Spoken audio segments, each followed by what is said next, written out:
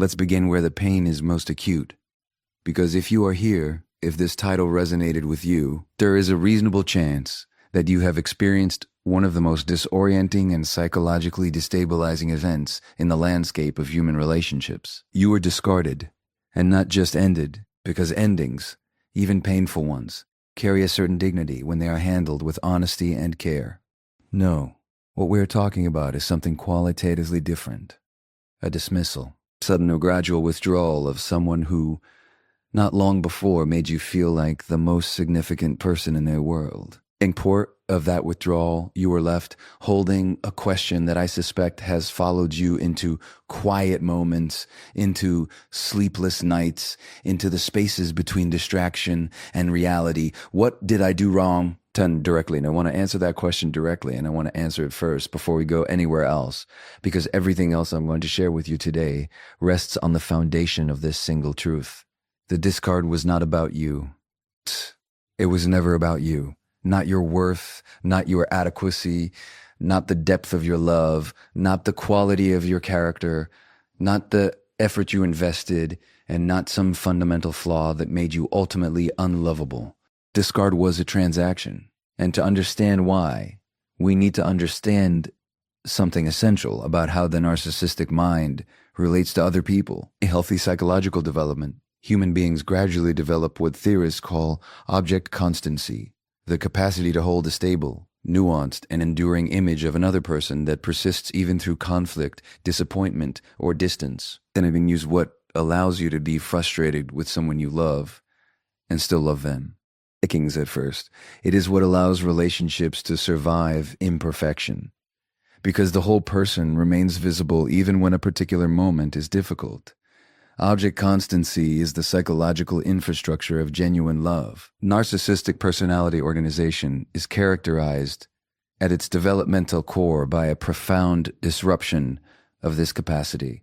The narcissist does not experience people as whole, complex, continuous human beings. They can story analysts describe as split representations, as either idealized objects, sources of perfect supply who confirm their grandiosity and soothe their internal void, or devalued objects, sources of frustration, disappointment, to where's two states is not gradual or rational. It is sudden, total, and driven entirely by the narcissist's internal experience, rather than anything objectively true about you. Practical terms is that the discard was not the conclusion of a careful evaluation in which you were weighed and found wanting. It was the inevitable endpoint of a cycle that was structurally predetermined from the beginning. Idealization was never fully real. It was a projection, a fantasy of perfect supply onto a person they had not yet fully encountered. Discard were not a discovery of who you truly are. They were the collapse of that fantasy when the reality of your full, complex, beautifully imperfect humanity could no longer be contained within it. Despised because you were not, discarded because you were too little. As survivors come to understand that they were discarded precisely because they were too much, too authentic, too self-aware, too unwilling to disappear completely into the role that was assigned to them. They see it as not leave because they found you lacking. They leave because some part of them, however unconsciously, recognized that they could not control you completely. And complete control was always the only version of connection they were capable of sustaining. This reframe is not a consolation prize. It is not a gentle lie designed to make you feel better about something painful. It is psychologically precise, and it matters enormously. Something most people don't recognize the discard as a mechanical function of the narcissist's internal limitations. Rather than a judgment on their own worth, is a survivor who can begin to unhook their self-concept from an event that was never actually about them. The discard said nothing true about who you are. It said everything about what they are incapable of. The sooner you stop measuring your value through the lens of someone who was never equipped to see it clearly, the sooner you can begin to see yourself through the only lens that has ever mattered, your own. Here is the expanded segment for key point 2. Now that we've established what the discard actually was, and more importantly, what it was not, I want to take you inside the narcissist's psychological experience and the period that follows it, because there is something that happens after the discard that most survivors are never adequately prepared for, and the lack of preparation for it is responsible for an enormous amount of unnecessary pain and confusion in the recovery process. The narcissist moves on, quickly, often shockingly so. There is frequently a new person, sometimes one who was already present before the relationship officially ended, who is now receiving the full intensity of the idealization phase. Though, besavisaun, the love bombing, the grand gestures, the intoxicating attention that you remember from the beginning of your own relationship with them, Tory-eyes it first. And watching that happen, or hearing about it or seeing fragments of it surface on social media, produces a very specific kind of devastation in the survivor, because it appears to confirm the fear that was already whispering, that you were replaceable, that what you shared meant nothing, that they are in fact completely fine. But here's what that appearance conceals, and this is where the psychology becomes both fascinating and, for survivors, genuinely liberating. The new relationship is not a solution. It is a temporary patch over a wound that cannot be healed from the outside. Remember what we established in our earlier conversation. The narcissist does not possess a stable, internally generated sense of self. Dever amusingly, insuffer amusing tua, a performed identity that requires continuous external reinforcement to maintain its coherence. And that reinforcement has a half-life. People don't recognize it first. Every source of supply, no matter how potent in the beginning, eventually loses its capacity to deliver the required dose. The new person, however ideal they appear in the idealization phase, will inevitably become familiar. Pervin means human. Human means imperfect. And imperfect, to the narcissistic psyche, means no longer useful as a mirror of their grandiosity. This is the supply vacuum, entity at first, and it arrives with a reliability that is almost mathematical in its consistency. When the new source begins to fail, and the timeline varies, but the pattern does not, the narcissist experiences something that clinicians describe as narcissistic collapse, destabilization of the constructed self that manifests as anxiety, rage, depression, or a frantic compulsive reaching for alternative sources of validation. Their mind inevitably travels back through its inventory of previous supply sources. Texture, not because they have grown, not because they have reflected, not because genuine remorse has produced a genuine reckoning with the harm they caused. You re-enter, Texture, because the vacuum is real, because the discomfort of internal emptiness is intolerable, and because you represented a source of supply significant enough to be remembered. I want to be very precise here, because the language we use to describe this process matters enormously for how survivors interpret it. What the narcissist experiences in this moment is not the rekindling of love. It is the reactivation of appetite. There is a profound and non-negotiable difference between those two things, and collapsing them, which the survivor's trauma bond and residual hope will desperately want to do, in most dangerous cognitive moves available in the recovery process. Think of it in purely biological terms for a moment. When a person is hungry, they do not necessarily return to the last meal they ate because it was meaningful. Because it was available, because they know what it tastes like, because the effort required to access it is familiar and therefore lower than the effort required to find something new. Torgi, the narcissist's return, operates on a strikingly similar logic. You are known. You are mapped. Your emotional architecture has already been studied and cataloged. The specific pressure points that generate supply have already been identified. Returning to you requires significantly less energy than building that knowledge base with someone entirely new. This is not romantic. This is not romantic. This is not redemption. This is ever-jurse management by a psyche that has run low on fuel. And yet, and this is the part that requires the most honest examination, knowing all of this does not automatically dissolve the pull. Because the trauma bond that was formed during the relationship does not consult your intellect before it responds to their reappearance. It responds to the familiar, to the voice, the energy, the presence of someone who's intermittent. Warmth, your nervous system spent months or years organizing itself around. the cognitive understanding of what is happening and the visceral experience of what is happening can exist in profound tension with each other. Tension is not a failure of your recovery. It is the most human possible response to an extraordinarily complex psychological situation. The supply vacuum that brings them back to you is not evidence of your irreplaceability. It is evidence of their incompleteness. They did not return because they finally recognized your worth. They returned because they have not yet developed the internal resources to survive without consuming someone else's. And that is not a reason to open the door. Tasks, that is the most important reason to keep it closed. Here is the expanded segment for key point 3. So we've established what the discard was, and we've established what happens internally for the narcissist in the vacuum that follows it, terming.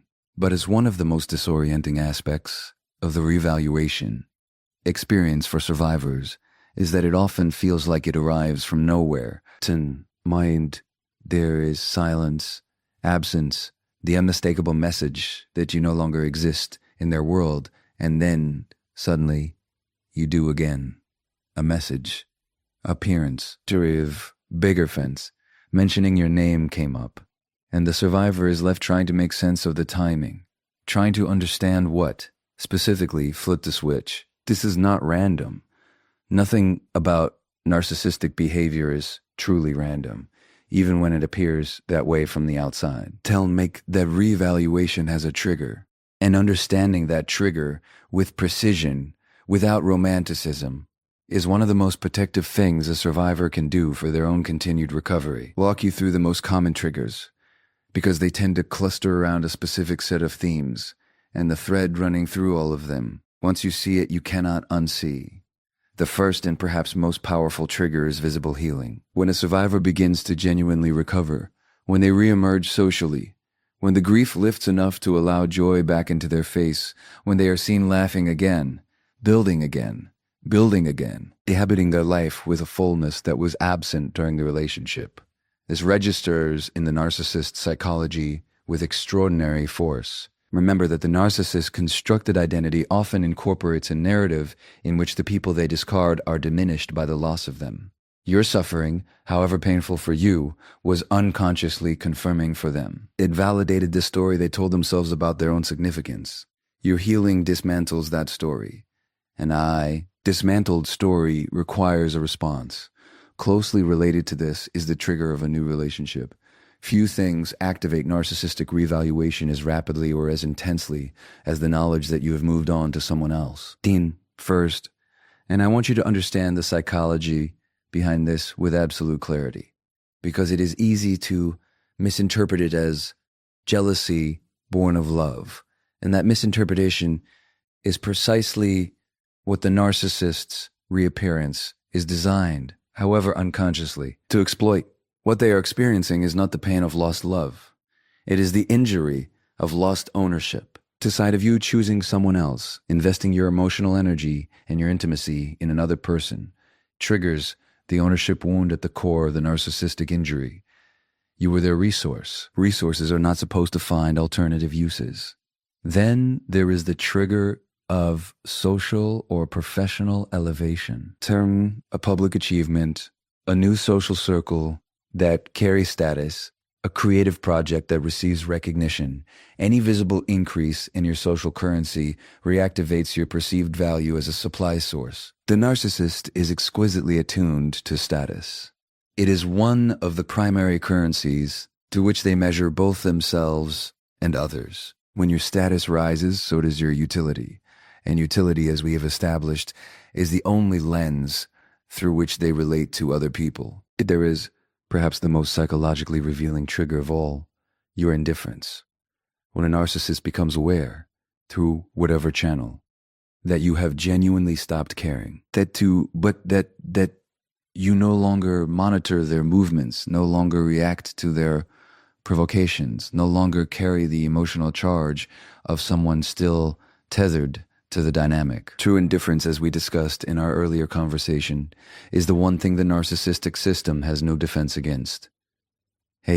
Paradoxically, it is also one of the things most likely to provoke revaluation, because a person who has genuinely stopped caring is a person who has withdrawn supply so completely that the void it creates becomes impossible to ignore. There is the pattern that connects all of these triggers, and I want you to hold it clearly because it is both simple and profound. Every single trigger for narcissistic revaluation is about you changing in a way that affects their supply calculation. Bad. You becoming more loving, not you becoming more forgiving, not some quality of your character finally being recognized and appreciated. The trigger is always, without exception, a shift in your perceived value as a resource. Your healing made you more interesting. Your new relationship made you scarce. Your success made you more socially valuable. Your indifference made you unreachable. The revaluation is a response to a supply-related variable, and not one of those variables has anything to do with who you genuinely are as a person. This is the distinction that survivors must burn into their understanding before the revaluation contact arrives, because it will arrive when you are most changed, which means it will arrive when you are most healed, Tushin will arrive at the exact moment when the trauma bond, still present in your nervous system, is most capable of interpreting their return as meaningful. The trigger for their return was never your lovability. It was your unavailability. And a person who only returns when you become harder to reach has not had a change of heart. They have had a change of strategy. Do not confuse the two. To breathe was never meant to be bait. Do not let it become one. Here is the expanded segment for Key Point 4. We have now arrived at the moment that every survivor needs to be prepared for, not theoretically, not abstractly, but with the kind of granular, practical clarity that actually holds up when the moment arrives in real life. People don't recognize, at first, because intellectual understanding and embodied readiness are two very different things, and the gap between them is exactly where the narcissist revaluation campaign does its most effective work. The hoovering campaign has begun. You may not have named it yet, you may not have even recognized it for what it is in the moment it arrives. That is precisely by design, because the narcissist's re-entry strategy is rarely announced as such. It does not arrive wearing a sign that reads, "I am attempting to reassert control over you." It arrives wearing the faces of things you were conditioned, over the entire course of the relationship, to respond to with hope. So let me walk you through those faces. That make them so recognizable that when they appear, and for many of you, they either already have or they will, you will see them clearly, name them accurately, and respond from a place of informed choice rather than reflexive emotional reaction. The first and most immediately destabilizing face of hoovering is vulnerability. The narcissist reaches out not with demands or declarations, but with apparent fragility. They are struggling. They are unwell. Something has happened. A loss, a crisis, a moment of genuine or performed suffering. And you, specifically, are the person they have turned to. This is not accidental. First people don't recognize it first. They know your empathy. They mapped it during the relationship with extraordinary precision. Tations Buar made. But your care for others is not a casual quality, but a deep, constitutive part of who you are. And they are using it, deliberately or instinctively, consciously or not, as the precise key for the precise lock they spent years studying. For survivors who identify strongly as caregivers, as empaths, as people whose sense of self is partly organized around their capacity to show up for others in pain, this particular face of hoovering is the most dangerous. People don't recognize it first, because it does not ask you to forgive them. It does not ask you to re-enter the relationship. It decants you to be kind to someone who appears to be suffering. And kindness, for many survivors, does not feel like a choice. It feels like a moral obligation, which is exactly why it is chosen as a weapon. Then there is the face of transformation. The narcissist returns with evidence, with a performance of evidence, that they have changed, they have been in therapy, they have had a revelation, they have finally, after everything, understood the harm they caused and genuinely reckon with it. They use the specific language of accountability that they know you always needed to hear. They name the behaviors They express remorse with what appears to be real emotional depth. Survivor who spent months or years longing for exactly this acknowledgement, for the simple, dignified experience of having their reality confirmed by the person who spent so long dismantling it. This can feel like the resolution of the deepest wound in the entire experience. I want to be careful here, because I do not want to make a categorical claim that people never change. Change is possible.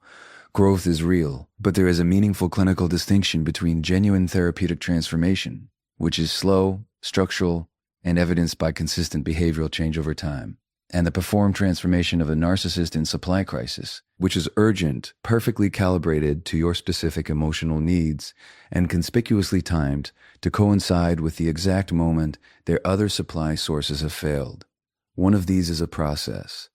The other is a pitch, and the difference between them becomes visible not in the conversation, where the transformation is declared, but in the months of behavior that follow it, which you will never get to observe if you re-enter the dynamic before that evidence exists. There is also the face of casual recontact, no grand declarations, no apparent crisis, no performance of transformation, simply a message, a memory shared, 28ed and first.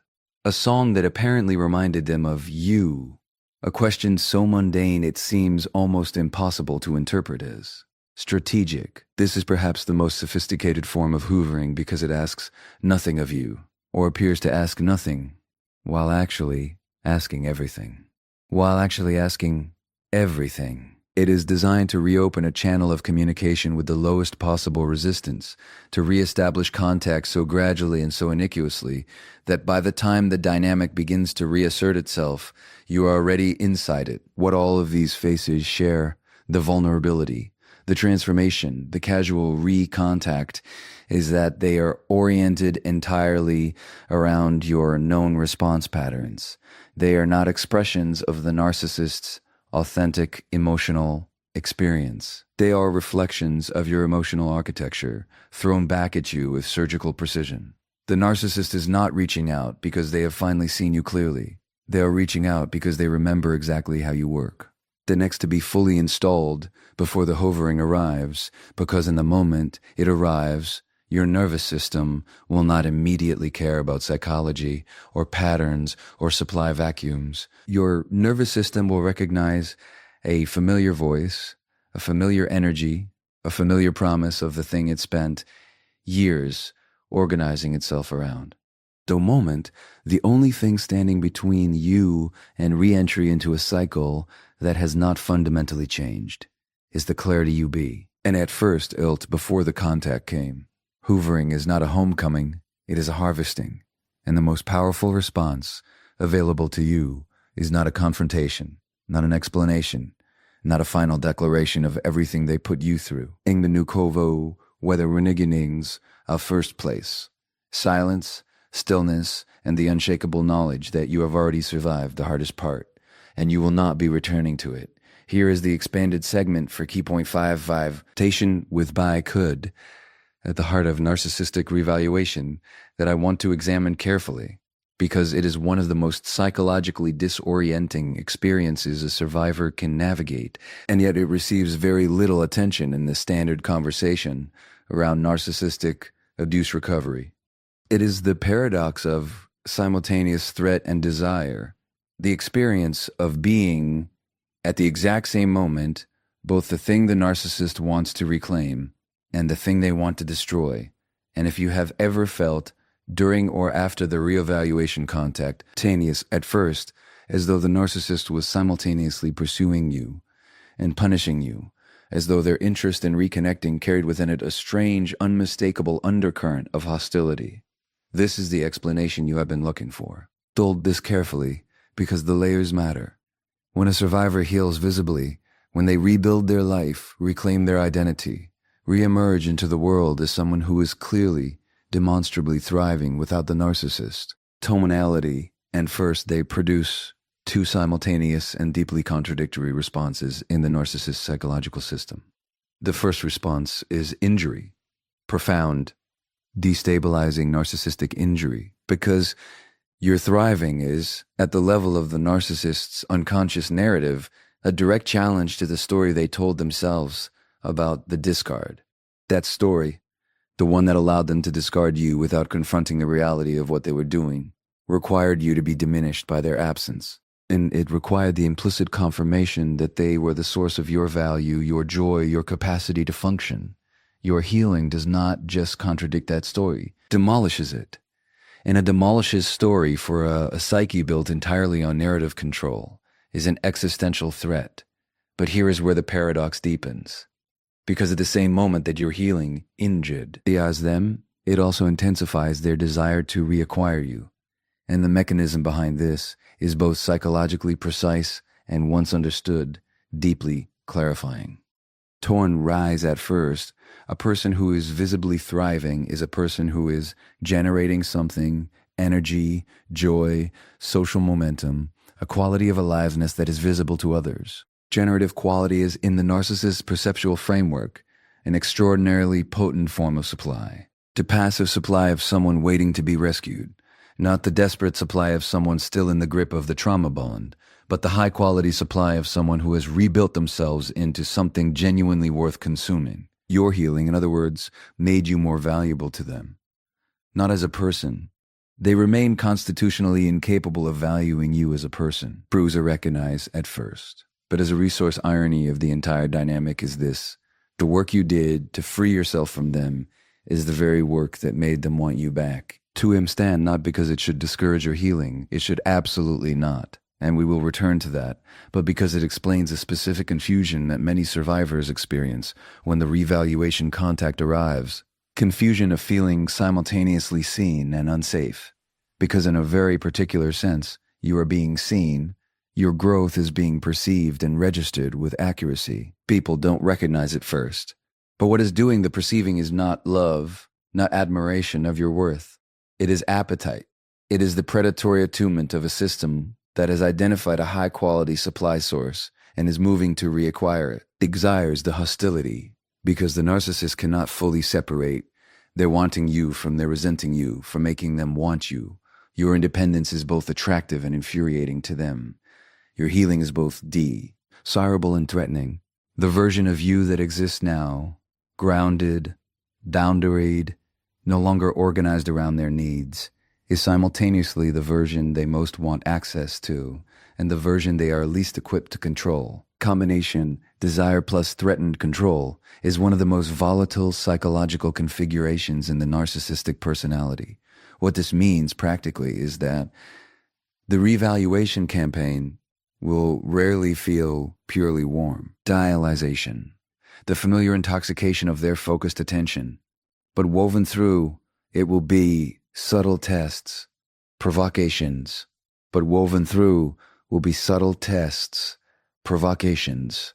Teen recalibrations designed to locate the edges of your new boundaries and assess whether the old dynamic can be reasserted.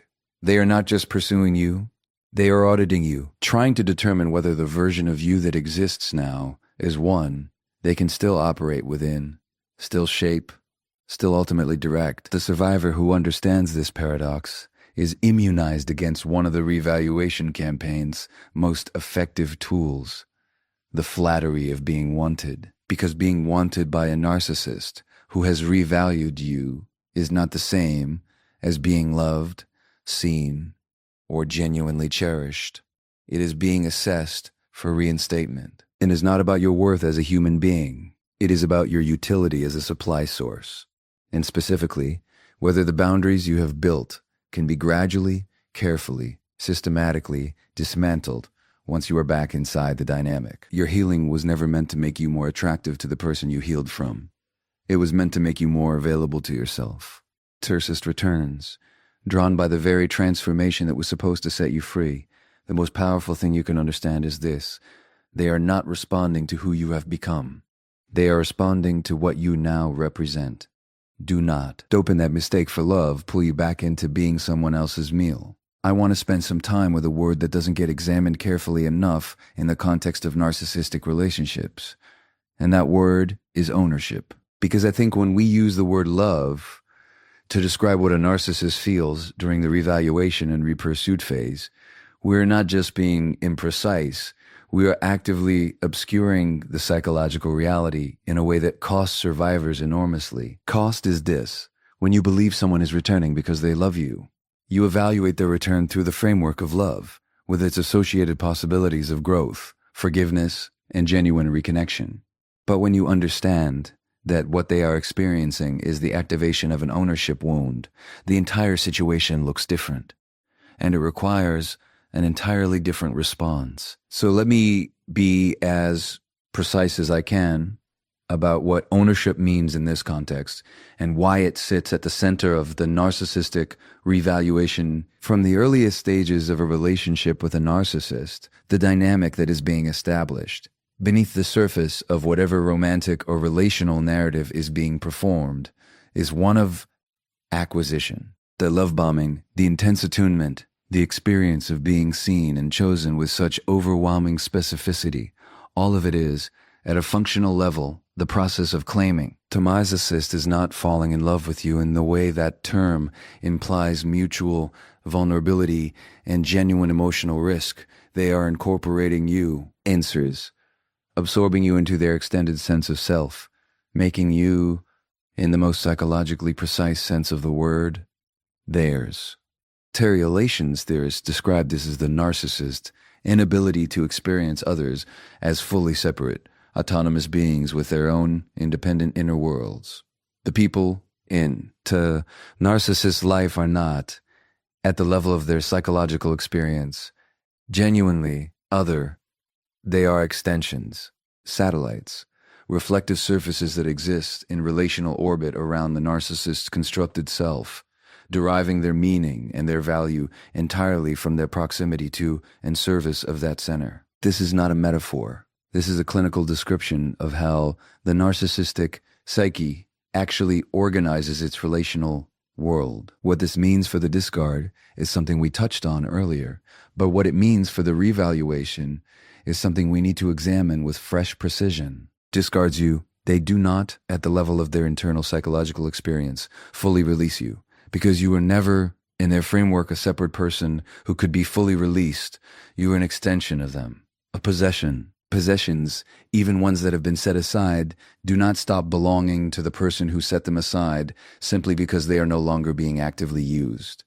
This is why the sight of you moving on, building a new life, entering a new relationship, flourishing in ways that make your independence from them visible and real, does not register for the narcissist as the natural, legitimate consequence of a relationship that ended. That registers as a violation, as something being taken that still, in some deeply irrational but psychologically genuine sense, belongs to them.